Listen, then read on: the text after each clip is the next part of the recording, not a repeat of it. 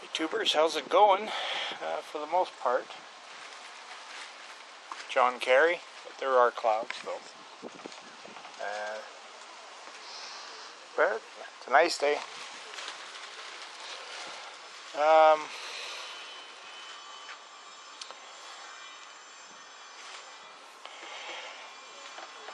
Emma and I were out yesterday and went for a drive and went through an estate sale. Wasn't so much a full estate as a lady selling off her husband's stuff. I took some footage of the guy's garage on our phone, and I'll see if I can post it later. Well, it'll be posted, but whether it's before or after this one, I don't know. And I picked up a couple things there. I'll just give them a look. First thing, it's a Makita drywall screwdriver. It's in pretty nice shape. They wanted $30 for it. And also, this nice little 12-volt fan with the flexible rubber blades, and it does work. It's 2-speed. Figure I can use this in Daisy. And they wanted $3 for that. I got them both for $25. So I'm happy with that. Another thing we did though was we stopped by the RV shop to pick up a couple things. I needed a couple of new light bulbs, and let's see, what else did I have in here? Okay, there we go. Got light bulbs, and one of the other things I found finally was the new cap for the water tank. So that'll be good. The one we have, the little teeth on it, or the little flanges on it for it to lock, it just goes on with a quarter of a turn. They're broken off of the one in the camper. But then, after that, I've got the shitty job to do.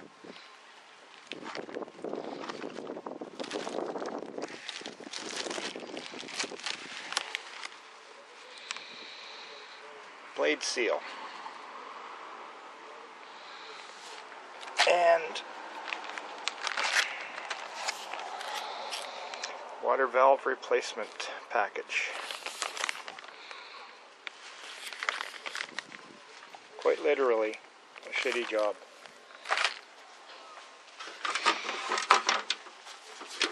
Because what I gotta do is repair the toilet for the motorhome. Now, it's not that bad. The water valve just fits in the back here. You know, it only took me not even 5 minutes to get the thing out. It came out real easy. The water valve basically just slides in there with a couple of screws, and then I'll put the top back on with the linkage from the two levers that cause it to flush, and then there's a plastic piece that covers it all up, and then the seat just snaps into place. So it won't be too bad. This is what they call it's a dual flush, or it's a flush or rinse. So it's got the one to flush the toilet that opens the flap, and it's got this lever that moves when you're flushing, but it also has this one just to run water into the bowl. But the seal at the bottom there doesn't hold the water in, and so I had to pick up the seal for that, and so $45 for parts, which is not bad. You know, as you can see, the build date is April 2nd, 1984. And I don't know if this was the install date or what, June 12th, 84. But gonna have to clean this up and do some repairs, and then I can put it back in. And we'll maybe be able to go and do a bit of camping. So I might spare you some of the details, but we'll see. Maybe I'll just do the repairs and then show you the finished product when I'm done. So, hi guys, how's it going? Had to put a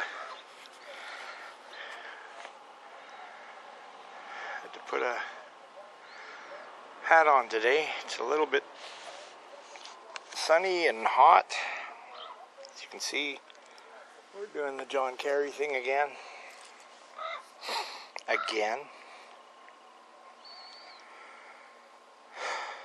So, well, earlier in this video, I was just starting to take the toilet apart for the motorhome, and I'm going to continue on with doing that. Working on it, I should say, not taking it apart. I've got it apart. Got all the parts cleaned as much as I plan on cleaning them, and I already put the new seal here for the blade that closes it, and I got this kit to throw in there. The new water valve. Mine was leaking. So that's where we are. That's what we're doing. So stay tuned and we'll see how we do. I'm hoping this is one of the last major items that I have to tackle.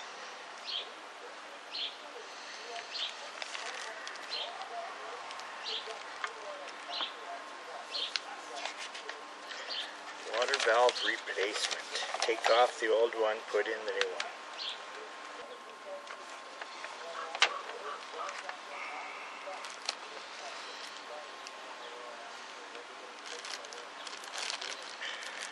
Well. Found something out quite interesting. The old valve was put together wrong. Looks like the piece here that they call the float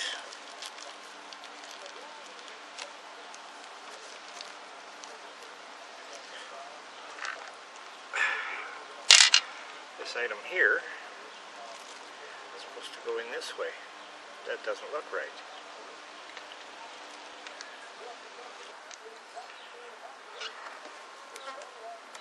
Just make sure all the flanges were clean. And,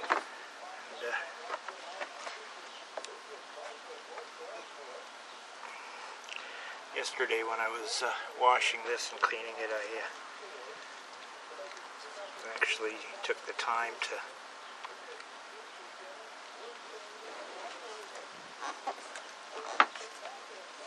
put some gloves on, and I put a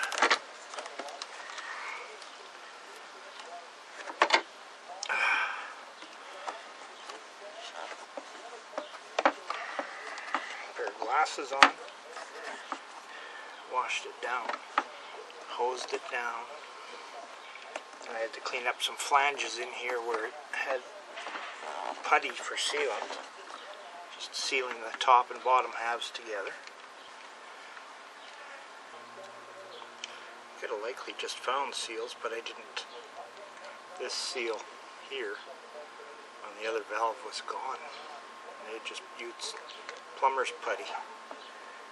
So it's actually going to be put together and working properly now, I guess.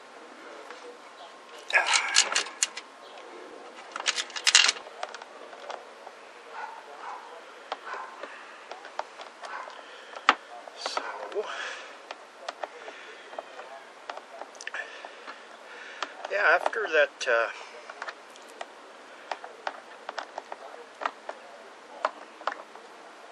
video, a few videos back where I was just kind of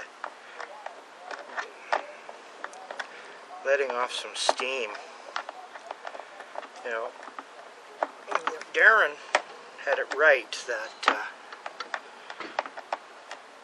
there's a lot of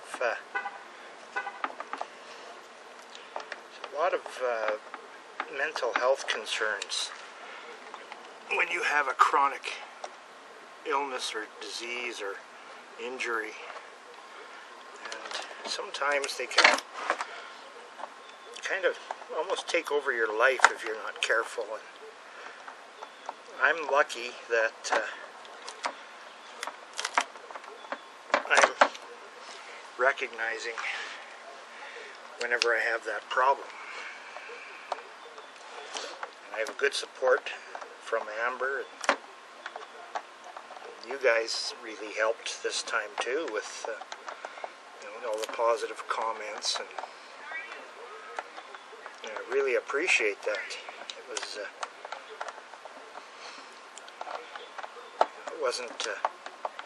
wasn't intended to.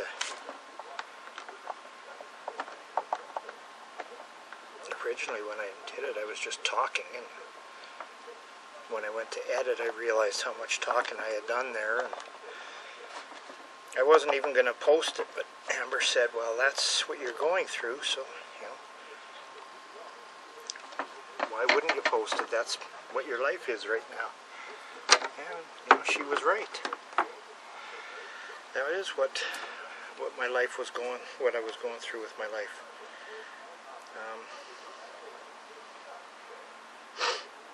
May not be the prettiest thing happening, but what can you do? You have to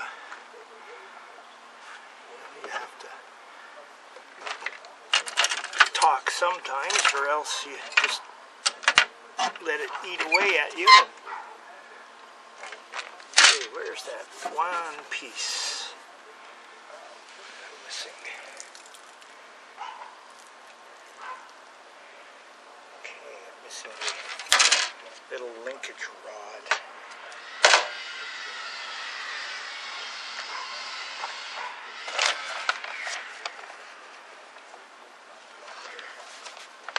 It's like being on the driveway somewhere, and I see it right there. From the time I took this apart till now, the trailer's gone.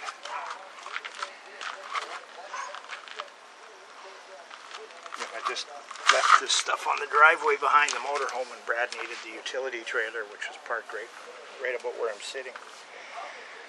So he came out yesterday morning to get that. And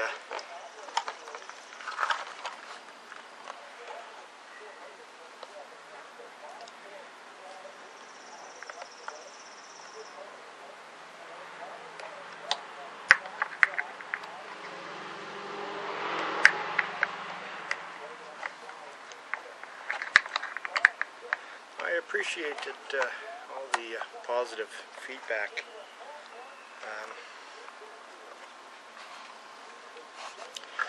This is definitely appreciated.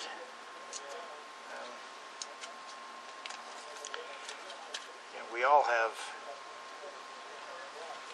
problems in life. Some problems for some people can be real small, and some of them can be real bad.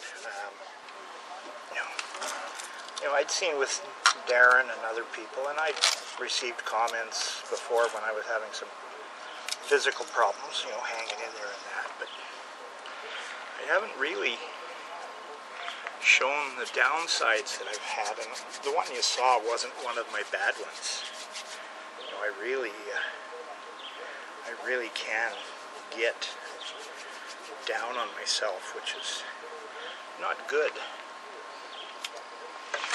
But you know, I can assure you that, you know,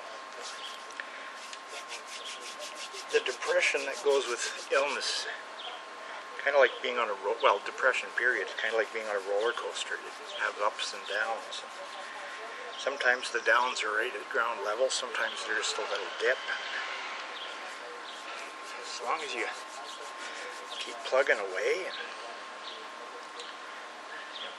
can't close people out of your life because you're not feeling well. You know, you have to take care of yourself. And with me, I have a family that loves me and some great grandkids. Grandkids that are great, not great grandkids. If I push myself physically when I have physical problems, I end up setting myself back because I cause problems in that I overdo it and end up getting sick for a couple of days. So it's like one step forward, two steps back, trying to get something done, and then you feel like crap, and 2 or 3 days in the house and you don't do anything. In this case, just mentally. And I was like that last summer too when the race car came here. And